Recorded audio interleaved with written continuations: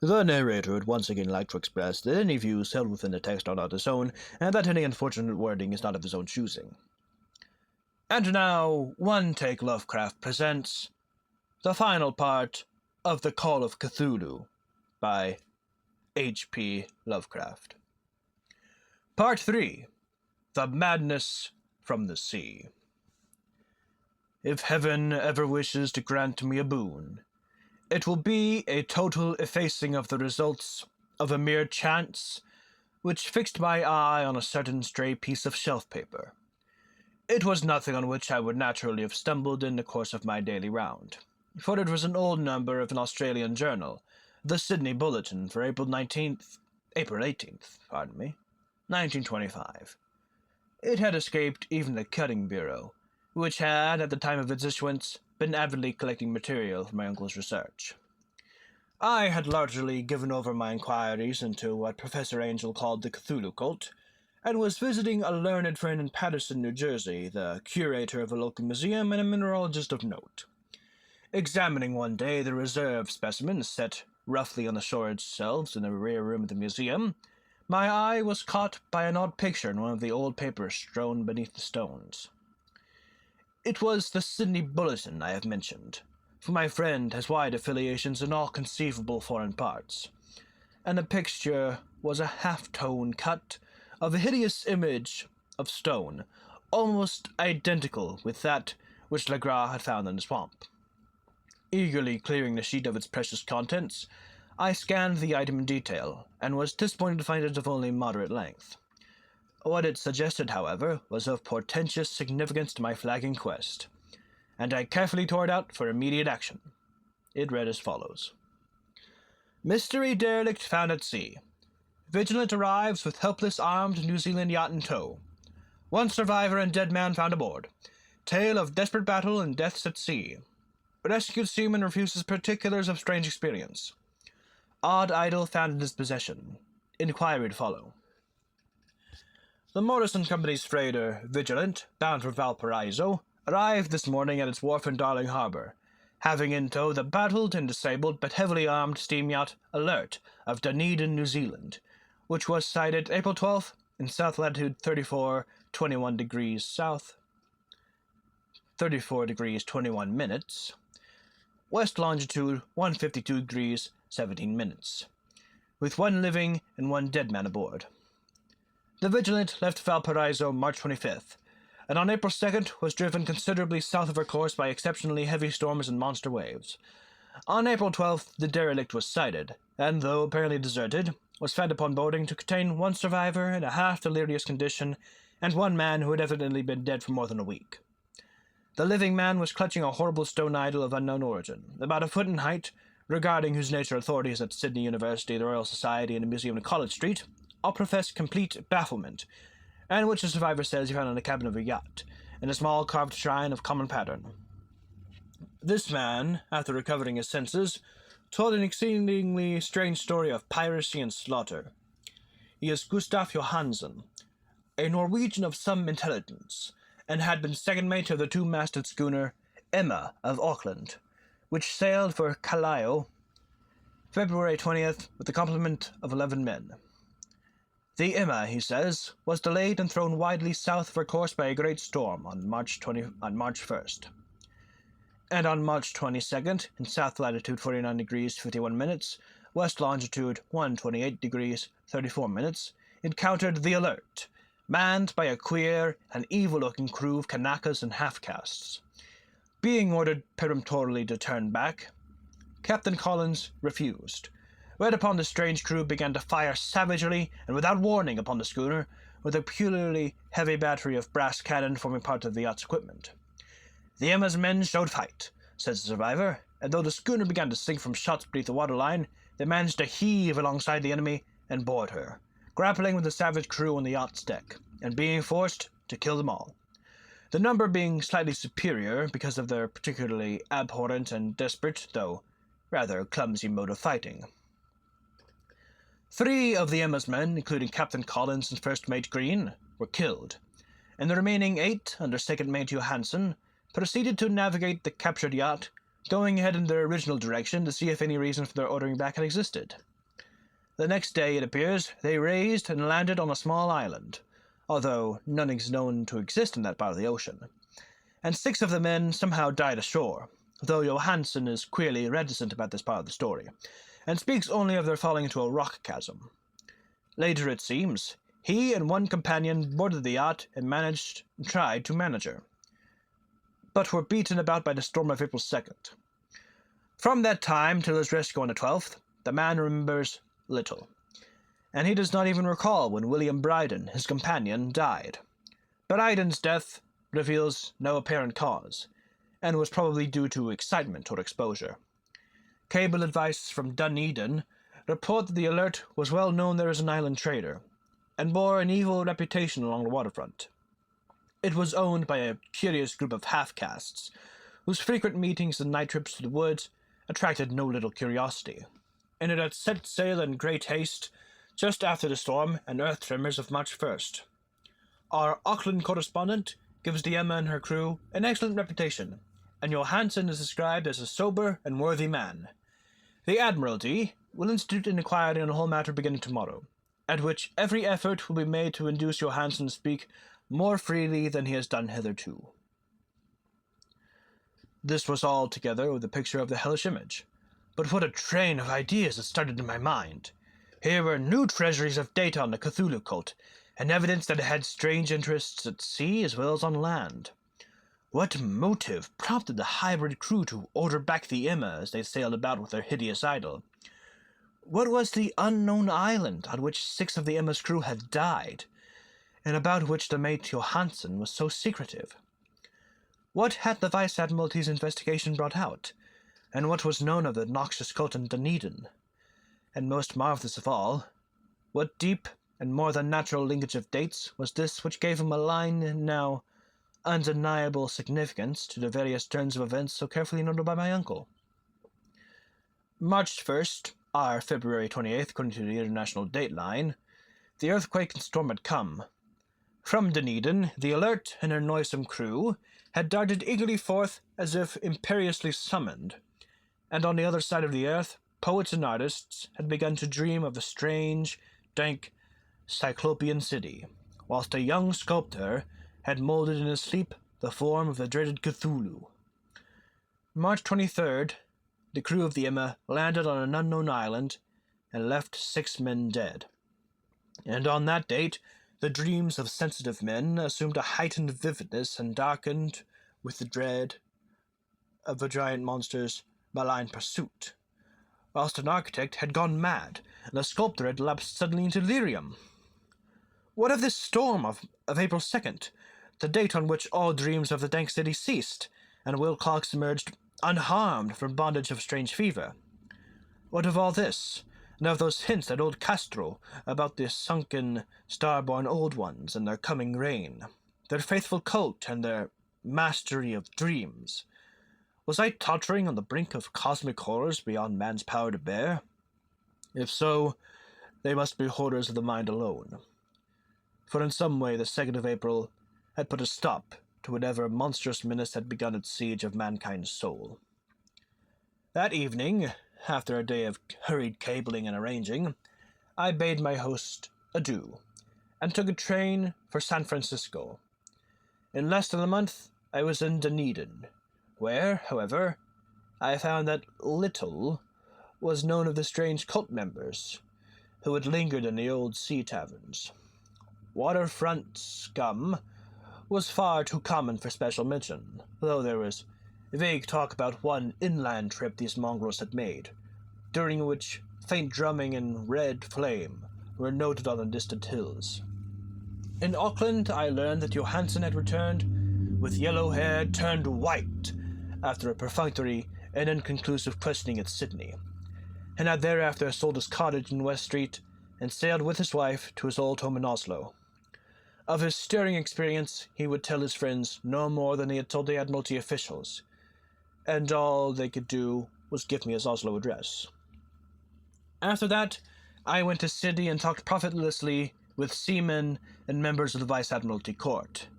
I saw the Alert, now sold and in commercial use, at Circular Quay in Sydney Cove, but gained nothing from its non-committal bulk.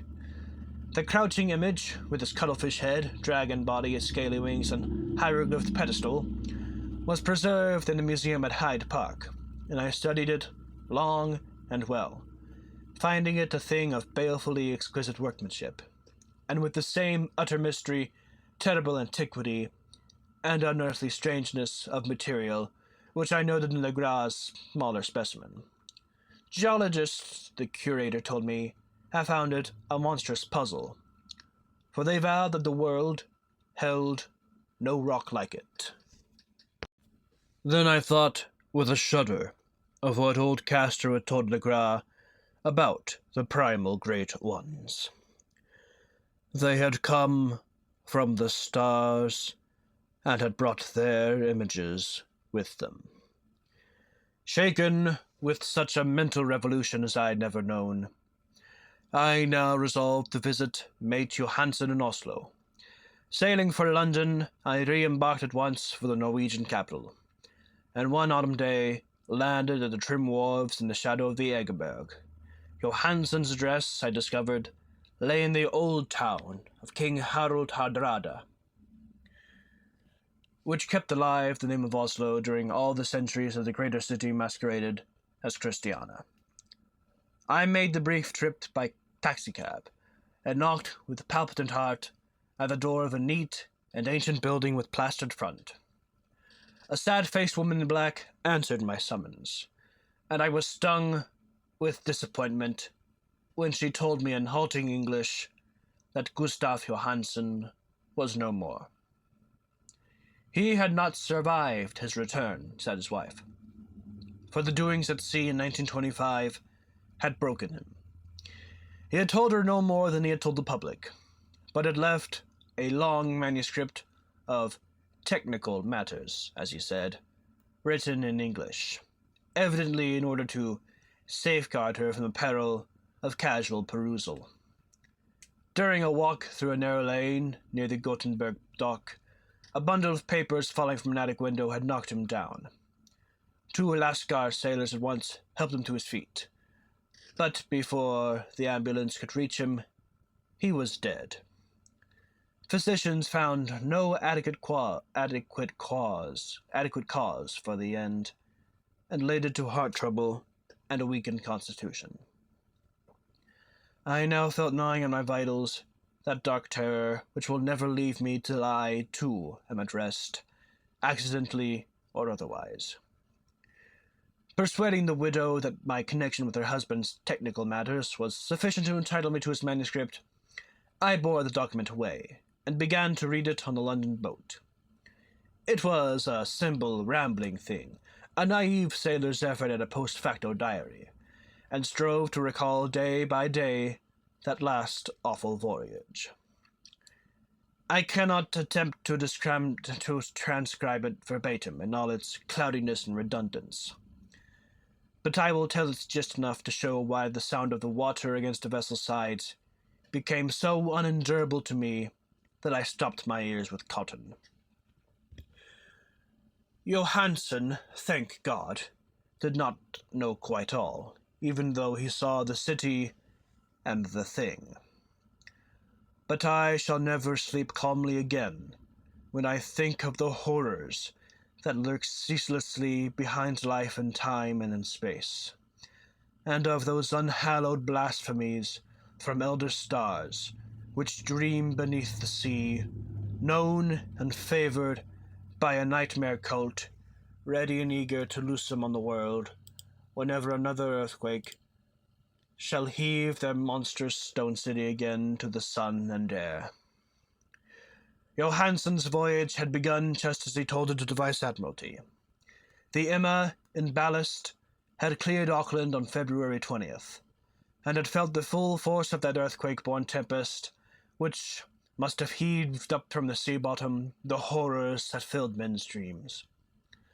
Once more under control, the ship was making good progress, when held up by the Alert on March 22nd, and I could feel the mate's regret as he wrote of her bombardment and sinking. Of the swarthy cult fiends on the Alert, he speaks with significant horror. There was some peculiarly abominable quality about them, which made their destruction seem almost a duty, and Johansen shows ingenious wonder at the charge of ruthlessness brought against his party during the proceedings of the Court of Inquiry.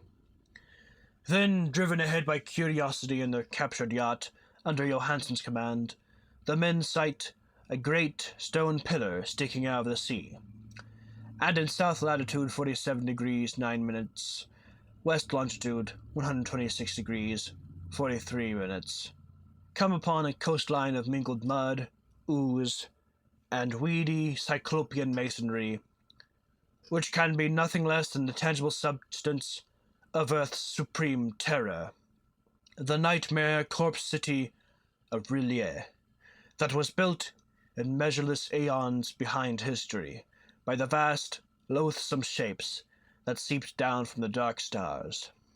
There lay great Cthulhu and his hordes, hidden in green, slimy vaults, and sending out at last, after cycles incalculable, the thoughts that spread fear to the dreams of the sensitive, and called imperiously to the faithful to come on a pilgrimage of liberation and restoration.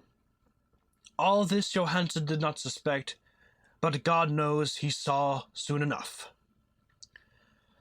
I suspect that only a single mountaintop, the hideous monolith-crowned citadel whereon a great Cthulhu was buried, actually emerged from the waters.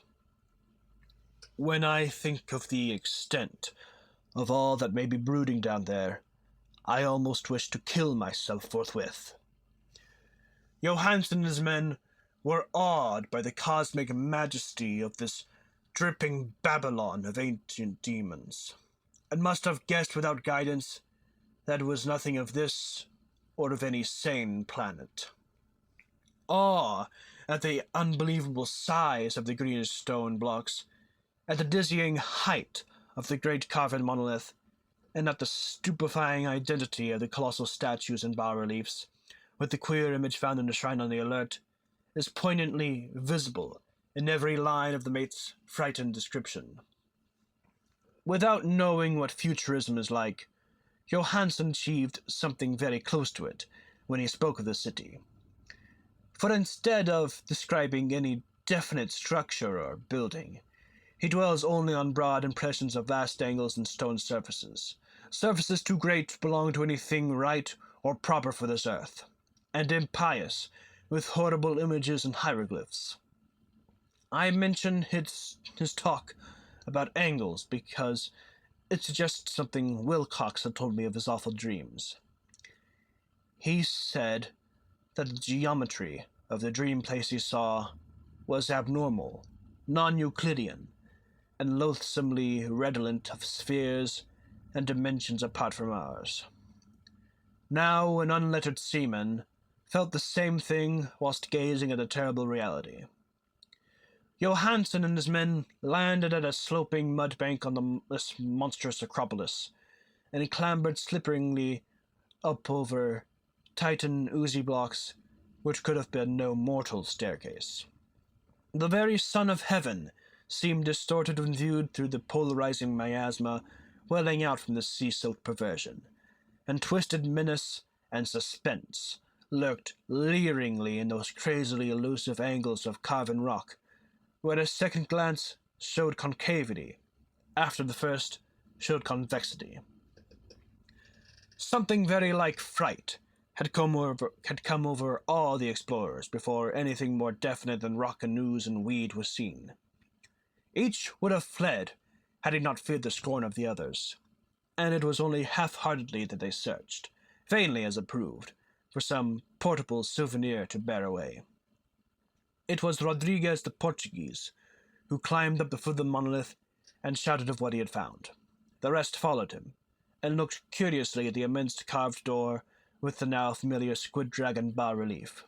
It was, Johansen said, like a great barn door, and they all felt that it was a door because of the ornate lintel, threshold, and jambs around it, though they could not decide whether it lay flat like a trapdoor or slantwise like an outside cellar door. As Will Cox would have said, the geometry of the place was all wrong. One could not be sure that the sea and the ground were horizontal. Hence the relative position of everything else seemed phantasmally variable. Bryden pushed at the stone in several places without result. Then Donovan felt it over delicately around the edge, pressing each point separately as he went. He climbed interminably along the grotesque stone molding. That is, one would call it climbing if the thing was not, after all, horizontal, and the men wondered how any door in the universe could be so vast. Then, very softly and slowly, the acre-great panel began to give inward at the top, and they saw that it was balanced. Donovan slid or somehow propelled himself down or along the jamb and rejoined his fellows. And everyone watched in the queer recession of the monstrously carven portal. In this fantasy of prismatic distortion, it moved anomalously in a diagonal way, so that all the rules of matter and perspective seemed upset. The aperture was black, with a darkness almost material. That tenebrousness was indeed a positive quality, for it obscured such parts of the inner walls as ought to have been revealed, and actually burst forth like smoke from its eon-long imprisonment, visibly darkening the sun as it slunk away into the shrunken and gibbous sky on flapping membranous wings. The odor arising from the newly opened depths was intolerable, and at length the quick-eared Hawkins thought he heard a nasty, slopping sound down there. Everyone listened, and everyone was still listening, when it lumbered slobberingly into sight, and grotesque and gropingly squeezed its gelatinous green immensity through the black doorway into the tainted outside air of that poisoned city of madness. Poor Johansen's handwriting almost gave out when he wrote of this. Of the 6 men who never reached the ship, he thinks 2 perished of pure fright in that accursed instant. The thing cannot be described. There is no language for such abysms of shrieking and immemorial lunacy, such eldritch contradictions of all matter, force, and cosmic order. A mountain walked or stumbled. God! What wonder that across the earth a great architect went mad, and poor Wilcox raved with fever in a telepathic instant. The thing of the idols, the green, sticky spawn of the stars, had awakened to claim his own. The stars were right again, and what an age-old cult had failed to do by design, a band of innocent sailors had done by accident. After vigintillions of years, great Cthulhu was loose again, and ravening for delight. 3 men were swept up by the flabby claws before anybody turned. God rest them, if there be any rest in the universe. They were Donovan, Guerrera, and Angstrom. Parker slipped as the other 3 were plunging frenziedly over endless vistas of green-crusted rock to the boat, and Johansen swears he was swallowed up by an angle of masonry which shouldn't have been there. An angle which was acute, but behaved as if it were obtuse. So only Bryden and Johansen reached the boat, and pulled desperately for the Alert as the mountainous monstrosity flopped down the slimy stones and hesitated floundering at the edge of the water. Steam had not been suffered to go down entirely, despite the departure of all hands for the shore, and it was the work of only a few moments of feverish rushing down and up between wheel and engines to get the Alert underway. Slowly, amidst the distorted horrors of that indescribable scene, she began to churn the lethal waters, whilst on the masonry of that charnel shore that was not of earth, the Titan thing from the stars slavered and gibbered like Polypheme, cursing the fleeing ship of Odysseus. Then, bolder than the storied Cyclops, great Cthulhu slid greasily into water, and began to pursue with vast, wave-raising strokes of cosmic potency. Bryden looked back and went mad, laughing shrilly as he kept on laughing at intervals, till death found him one night in a cabin, whilst Johansen was wandering deliriously. But Johansen had not given out yet. Knowing that the thing could surely overtake the Alert until steam was fully up, he resolved on a desperate chance, and setting the engine for full speed, ran lightning-like on deck, and reversed the wheel.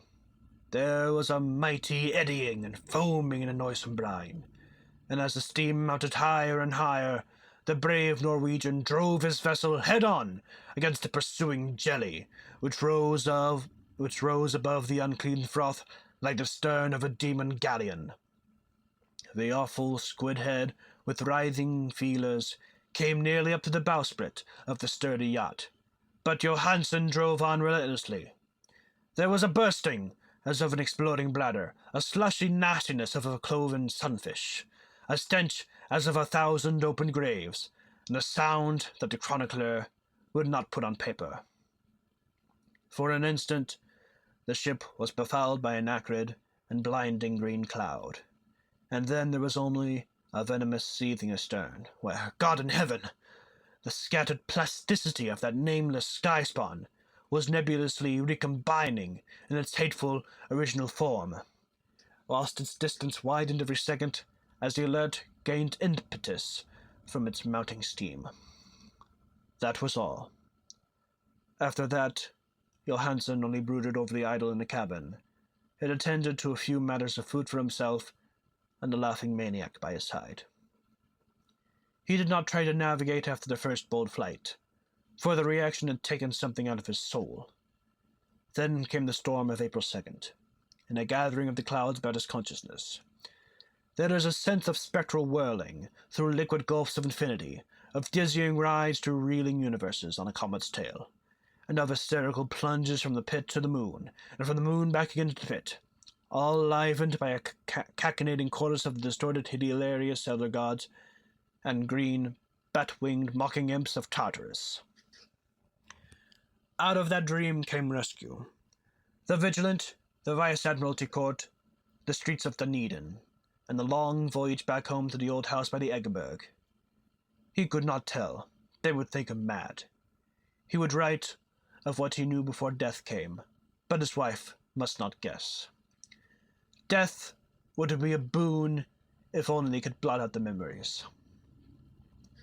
That was the document I read, and now I have placed it in a tin box beside the bas-relief and the papers of Professor Angel.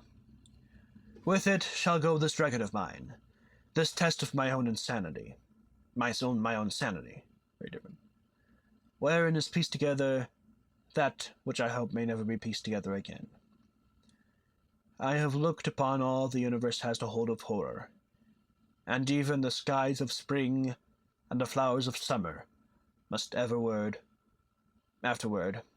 be poisoned me. But I do not think my life will be long. As my uncle went, as poor Johansen went, so I shall go. I know too much, and the cult still lives. Cthulhu still lives too, I suppose, again in that chasm of stone which has shielded him since the sun was young. His accursed city is sunken once more, for the Vigilant sailed over the spot after the April storm. But his ministers on earth still bellow and prance and slay around idol-clapped monoliths in lonely places. He must have been trapped by the sinking, whilst within his black abyss, or else the world would by now be screaming with fright and frenzy. Who knows the end? What has risen may sink, and what has sunk may rise. Loathsomeness waits and dreams in the deep, and decay spreads over the tottering cities of men. A time will come, but I must not and cannot think. Let me pray that if I do not survive this manuscript, my executors may put caution before audacity, and see that it meets no other eye. And this has been One Take Lovecraft, the roll with the clubs, of which there are always many, though I do try.